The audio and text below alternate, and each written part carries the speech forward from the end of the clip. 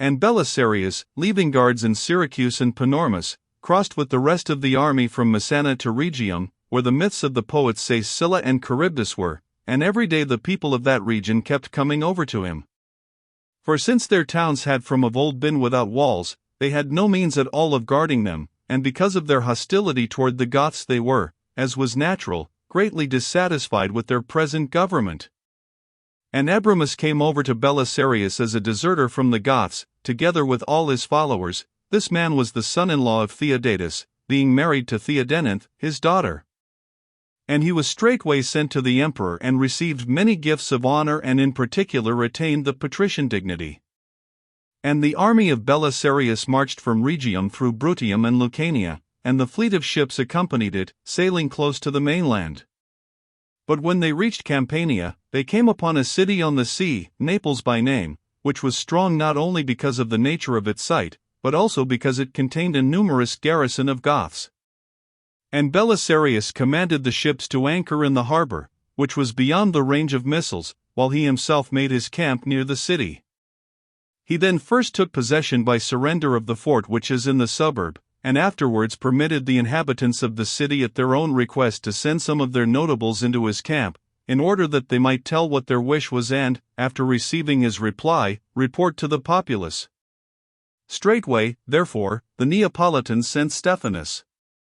And he, upon coming before Belisarius, spoke as follows. You are not acting justly, O general, in taking the field against men who are Romans and have done no wrong, who inhabit but a small city and have over us a guard of barbarians as masters, so that it does not even lie in our power, if we desire to do so, to oppose them. But it so happens that even these guards had to leave their wives and children, and their most precious possessions in the hands of Theodatus before they came to keep guard over us. Therefore, if they treat with you at all, they will plainly be betraying, not the city, but themselves. And if one must speak the truth with no concealment, you have not counseled to your advantage either, in coming against us. For if you capture Rome, Naples will be subject to you without any further trouble, whereas if you are repulsed from there, it is probable that you will not be able to hold even this city securely. Consequently, the time you spend on this siege will be spent to no purpose. So spoke Stephanus. And Belisarius replied as follows. Whether we have acted wisely or foolishly in coming here is not a question which we propose to submit to the Neapolitans. But we desire that you first weigh carefully such matters as are appropriate to your deliberations and then act solely in accordance with your own interests. Receive into your city, therefore, the emperor's army, which has come to secure your freedom and that of the other Italians, and do not choose the course which will bring upon you the most grievous misfortunes.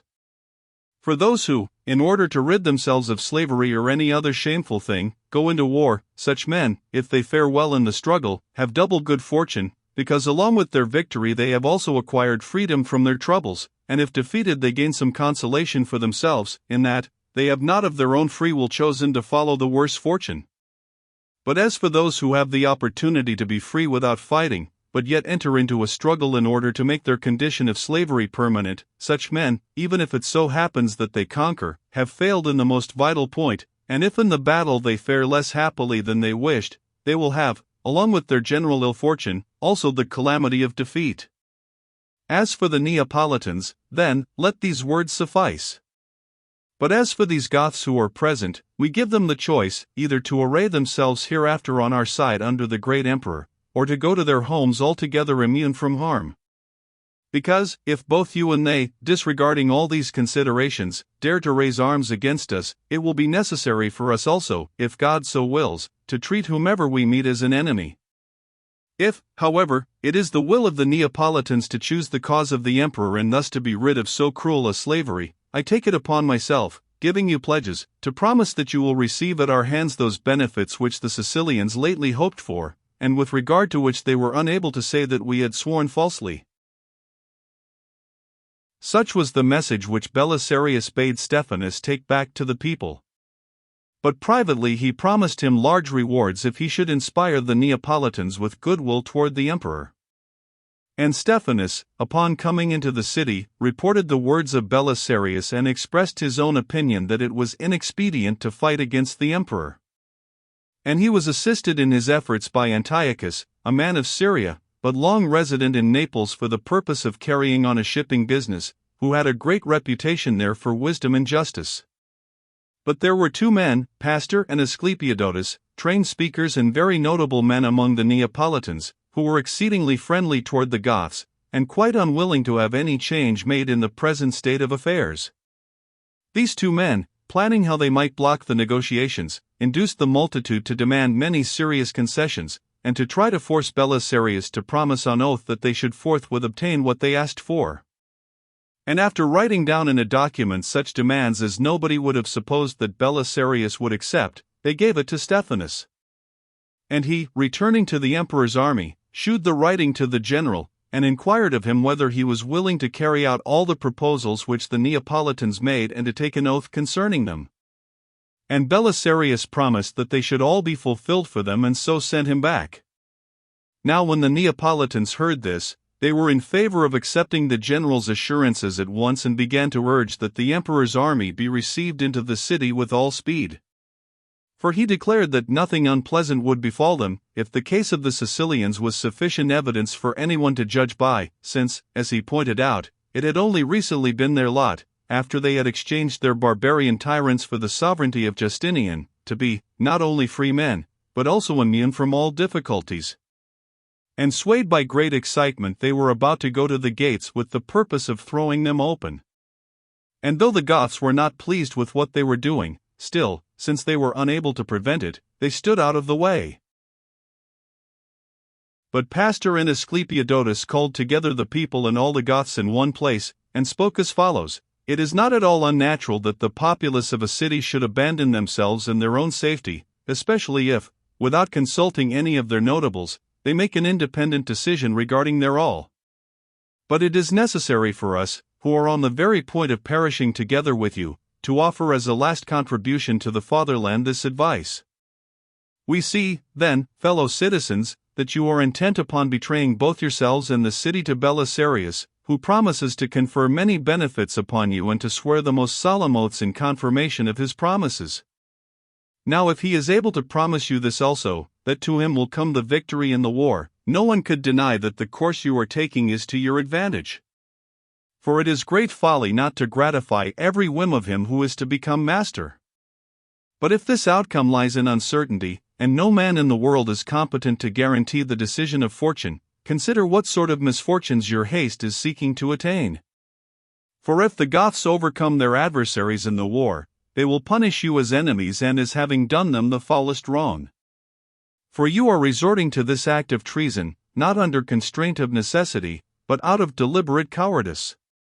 So that even to Belisarius, if he wins the victory over his enemies, we shall perhaps appear faithless and betrayers of our rulers, and having proved ourselves deserters, we shall in all probability have a guard set over us permanently by the emperor.